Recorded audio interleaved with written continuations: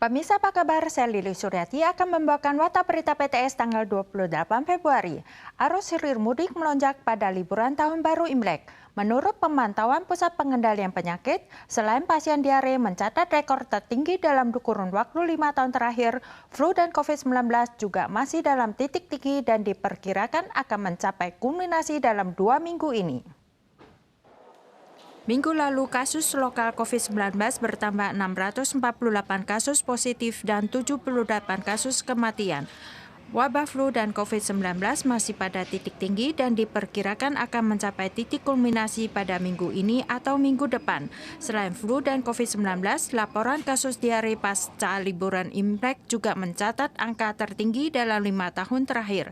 Menurut CDC, 90% penderita disebabkan norovirus. Norovirus mudah terjangkit pada musim dingin hingga semi. Warga diimbau untuk sering menggunakan sabun dan sanitizer untuk mencuci tangan.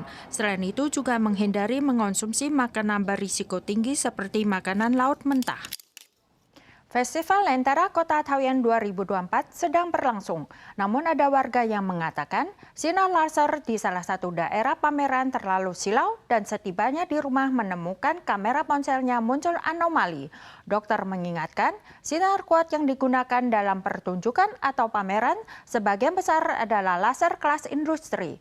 Jika tidak sengaja terpantul ke mata dapat menyebabkan kerusakan pada makula. Sinar laser di pameran Festival Lentera Taoyuan dilaporkan terlalu silau dan membuat pengunjung yang memandang merasa tidak nyaman. Setibanya di rumah ada yang menemukan lensa ponselnya menjadi tidak normal. Saat memotret pun muncul garis putih dan titik terang. Pakar ponsel menganalisis bahwa sinar laser yang kuat mungkin merusak lapisan lensa. Situasi yang sama juga terjadi di Festival Lentera Taichung. Setelah memotret, ada pengunjung kembali ke rumah dan menemukan bahwa lensa ponsel mereka rusak dan bintik merah muda kecil muncul saat mengambil gambar. Pakar mengingatkan ponsel harus terhindar dari sinar laser dalam jangka panjang.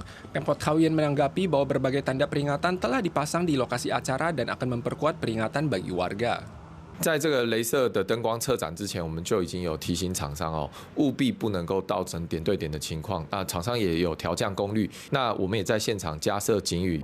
Ada warga mengkhawatirkan apakah sinar laser seperti itu akan berdampak pada orang dewasa dan anak-anak. Kata dokter, laser yang digunakan dalam presentasi sehari-hari tidaklah kuat. Namun sinar kuat yang digunakan dalam pertunjukan atau pameran sebagian besar adalah laser kelas industri. Jika tidak sengaja terpantul ke mata, dapat menyebabkan kerusakan pada makula. 盯着它去看，你去追着它去看的时候，它有机会因为反射光就不小心打在你的黄斑部上面的话，那对黄斑部就会产生伤害。 Dokter mengingatkan jika mengajak anak ke festival Lentera sebaiknya memakai kacamata pelindung karena sinar laser akan memantul ketika mengenai lensa sehingga relatif lebih aman. Pada tanggal 27 terjadi bangunan miring di distrik Sanchong, kota New Taipei akibat penggalian fondasi pada proyek konstruksi di lahan sebelah. 26 unit rumah tangga dengan total 44 orang segera dievakuasi. Usai menginspeksi lokasi, Wali Kota New Taipei menyatakan hal ini sebagai kelalaian pihak kontraktor yang segera diperintahkan untuk menghentikan operasi. 造成困扰，感到抱歉，向大家尽力鞠躬。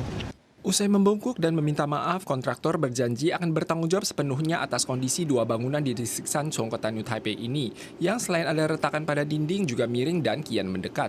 我是7点多的时候，电铃来了以后，消防人员通知我们，健保卡带着赶快下去。 26 unit rumah tangga dengan total 44 orang segera dievakuasi. Pasalnya masalah di luar dugaan muncul saat penggalian fondasi sebuah proyek konstruksi baru di lahan kosong sebelah untuk membangun gedung berlantai 13 di atas tanah dan 3 lantai di bawah tanah. Lubang pada tembok kedua gedung tersebut menyebabkan air tanah dan pasir mengalir. Saat ini lokasi konstruksi diisi air untuk menyeimbangkan perbedaan ketinggian air dan mengendalikan penurunan permukaan tanah. 整个工地这个区域地下水位比较高的情况之下水压会从破洞的一个区域去进行水压的宣泄，那自然就会造成周边一个地盘有一些受到扰动的影响。 Awalnya adalah produsen kaos kaki, konstruktor ini merintis hanya dengan modal 15 juta dolar dan ini adalah proyek konstruksi pertamanya.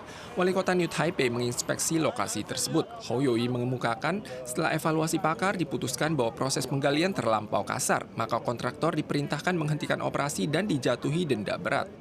Sambil menenteng tas besar dan kecil dan menunggu dijemput bus, warga yang terdampak terpaksa ditampung terlebih dahulu. Teknisi sipil awalnya menilai struktur bangunan tidak terkena dampak signifikan dan tidak akan terus miring. Namun apakah bangunan tersebut masih bisa diluruskan, masih perlu dicemati dan dipastikan lebih lanjut.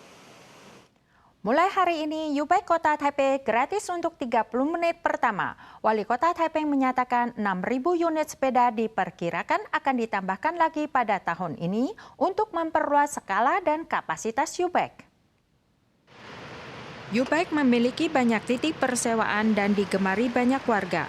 Wali Kota Taipei mengumumkan mulai hari ini tanggal 28 Februari, U-Bike akan kembali gratis untuk 30 menit pertama. Ada warga merespon akan mempertimbangkan menggunakan sepeda sebagai pengganti. Di samping itu, rencana perluasan juga telah diluncurkan, di mana U-Bike diperkirakan akan menambah 6.000 unit sepeda pada tahun ini. Sementara titik penyewaan juga akan ditambah demi mencapai 70% tingkat pemanfaatan untuk menerapkan tujuan ramah lingkungan pengurangan karbon sebesar 40% pada tahun 2030. Baru-baru ini, Presiden Amerika Joe Biden yakin bahwa Gaza akan mampu melakukan gencatan senjata selama Ramadan dalam seminggu. Namun mendapat tanggapan dingin dari pejabat Israel dan Hamas yang mengatakan bahwa Biden berbicara terlalu dini. Sedangkan pihak mediator Qatar menanggapi keyakinan Joe Biden dengan tidak memberi komentar. PM Israel Benjamin Netanyahu mengutip jajak pendapat dari Pusat Politik Amerika di Universitas Harvard menekankan bahwa ia telah menolak tekanan dari semua pihak untuk mengakhiri perang Gaza lebih awal dan kini statusnya mendapat dukungan kuat dari warga Amerika. Pernyataan Netanyahu ditambah dengan pesan dari Hamas dan Qatar yang menjadi mediator gencatan senjata semuanya menyaksikan komentar Presiden Amerika bahwa ia yakin Gaza akan mampu melakukan gencatan senjata selama Ramadan dalam waktu seminggu. من ناحيتنا ليس لدينا جديد في هذه المسألة. الجهود كما قلت الجهود مستمرة ترون جميعا الاجتماعات ما زالت جارية وكل الأطراف. Hamas sedang mempertimbangkan rincian negosiasi berdasarkan pertemuan mediasi gencatan senjata di Paris tanggal 23. Periode gencatan senjata awalnya ditetapkan selama 40 hari dan hasilnya dijadwalkan di Qatar minggu ini. Hamas akan membebaskan sebagian dan bukan semua sandera dengan imbalan ratusan tahanan Palestina dan menuntut perluasan bantuan kemanusiaan ke Gaza dan penarikan pasukan Israel dari zona enklave ini. Pejabat senior Hamas mengatakan Biden berbicara terlalu dini karena kedua belah pihak masih belum mencapai mufakat. Para pemirsa sekalian, sekian warta berita dari PTS. Kita soal lagi di lain kesempatan. Sampai jumpa.